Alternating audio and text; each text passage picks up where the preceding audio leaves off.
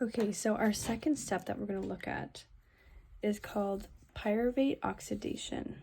So here's our second step. Pyruvate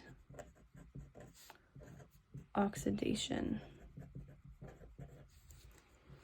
So what's important to know in this step is that this actually occurs in the mitochondria. So last time we saw glycolysis, which occurred in the cytosol of the cell. This is going to occur in the mitochondria. So in mitochondria. So let's just do a quick little recap here. So at the end of glycolysis, what did we see? So first, we actually ended the entire reaction with 2 pyruvate molecules.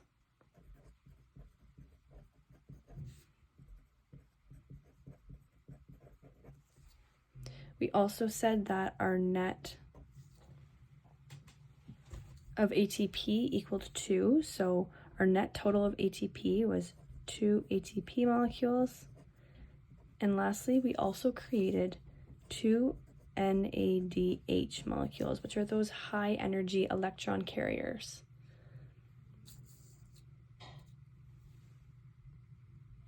So what we are going to do is we're actually going to draw out what happens during pyruvate oxidation. So pyruvate oxidation is a bit of a shorter process. So there's only about 5 steps that we're going to go through together. So the first thing that we're going to do is we're actually going to draw our pyruvate molecule. So let's draw that here. So we've got our oxygen, our carbon with our double bond to oxygen, another carbon with a double bond to oxygen, and then on the bottom we have our CH3. So let's label this as pyruvate. And remember that this is actually happening in the cytosol of the cell. So this pyruvate is floating in the cytosol of the cell. But remember, we said pyruvate oxidation is actually going to occur in the mitochondria. So let's draw a mitochondria here. Oops. So here's our mitochondria. And mitochondria has this swirly inner membrane. So we're going to label all of this. So we'll later label this as the outer membrane. So here we have the outer membrane.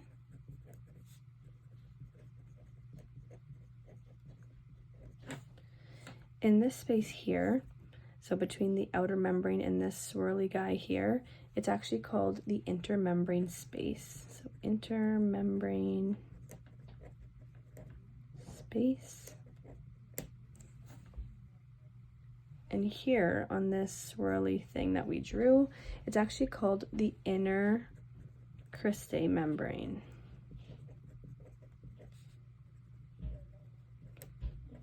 So there's our kind of anatomy of the mitochondria. So our first step we will do in black. So we'll do number 1 in black. So what occurs is that pyruvate has to get into the mitochondria in order for pyruvate oxidation to occur. So we're going to look at how it actually does this. So pyruvate is in the cytosol, and it's going to travel, and it's going to hit this outer membrane. This outer membrane actually has these things called pores. So the outer membrane of the mitochondria is going to have these little pores, and this is how our pyruvate molecule is going to get into the mitochondria. It's going to utilize passive transport. So here, it's now inside of the mitochondria, and the way it did that is it went through this pore that's found on the outer membrane through passive transport.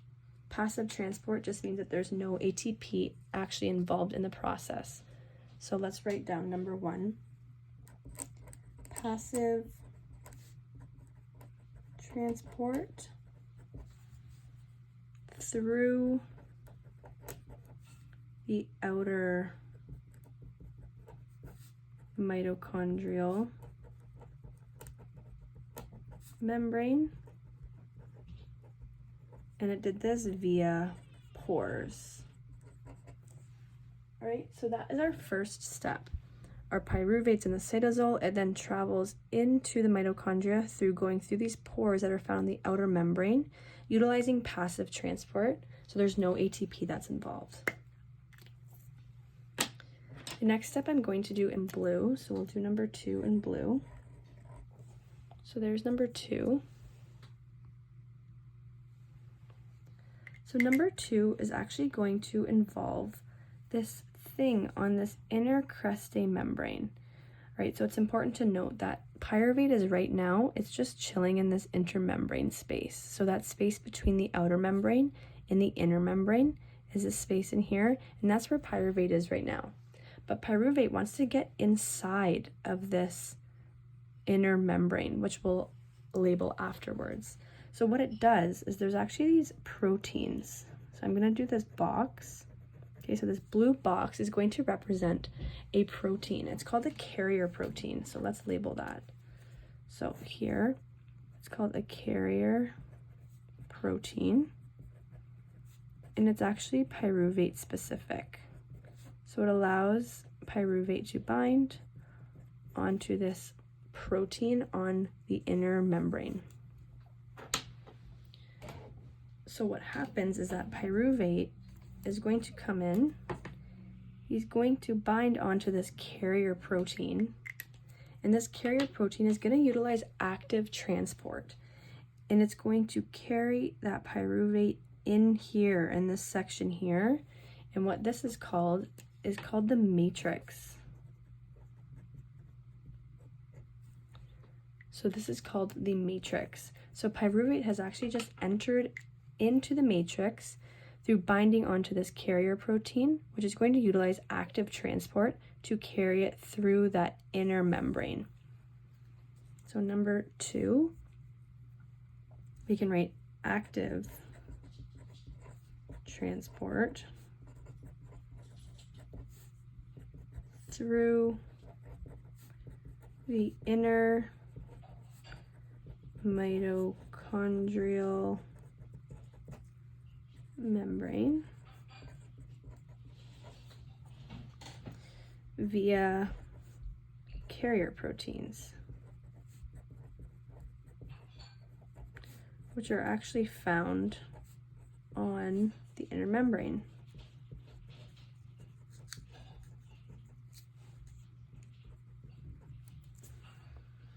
And that active transport means it actually requires ATP. So it's going to require some energy to take that pyruvate molecule and make it enter that matrix. So there's our second step. So now that pyruvate is within the matrix, let's redraw it. So we've got our oxygen at the top with our carbon, double bond oxygen, another carbon, double bond oxygen, and then our CH3. So there's our pyruvate molecule. We're going to do step number 3 in green. So here's our green.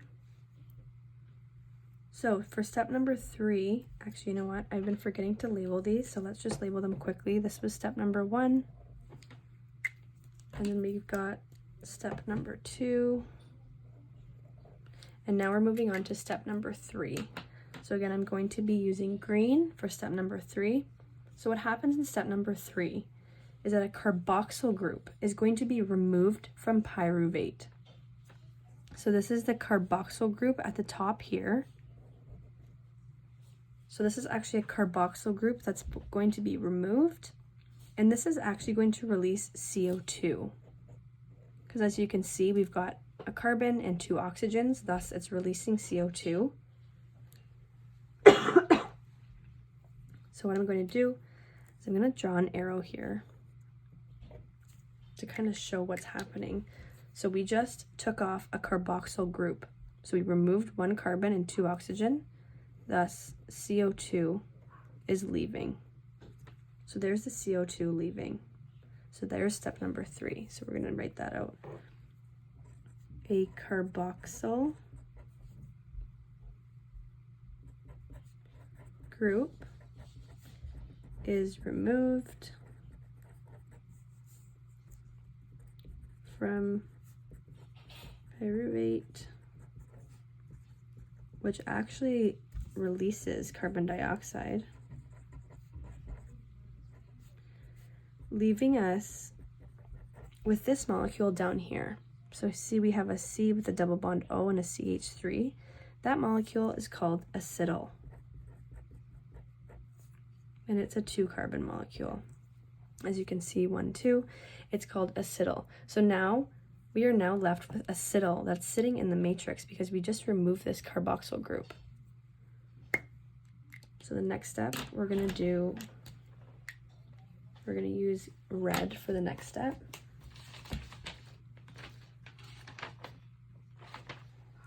So the next step is quite straightforward.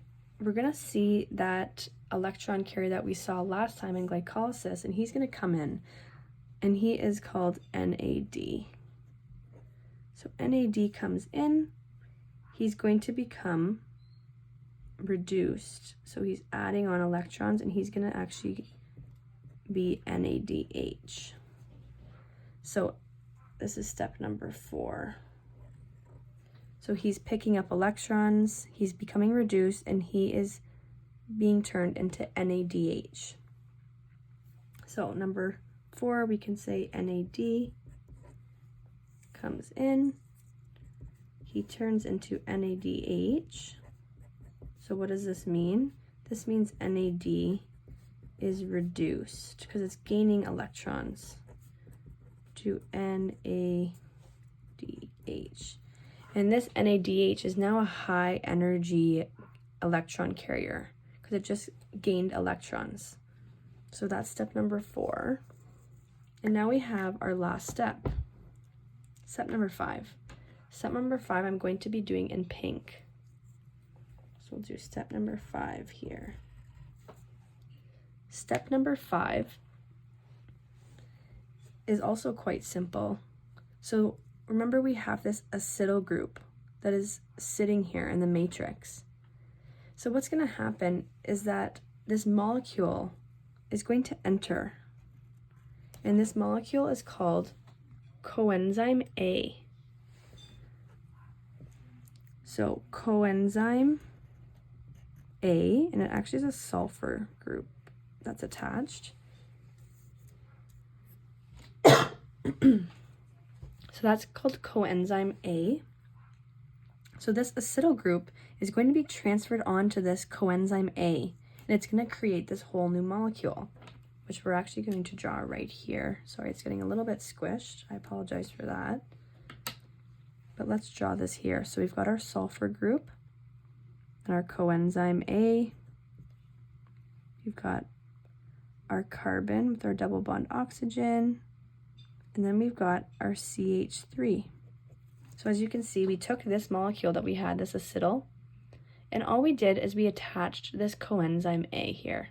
See how this coenzyme A is just attaching onto this molecule?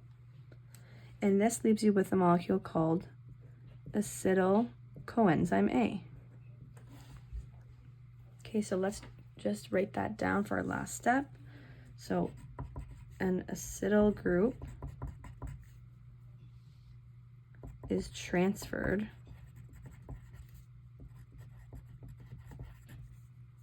to coenzyme A,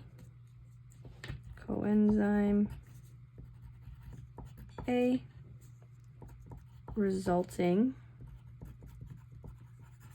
in acetyl coenzyme A.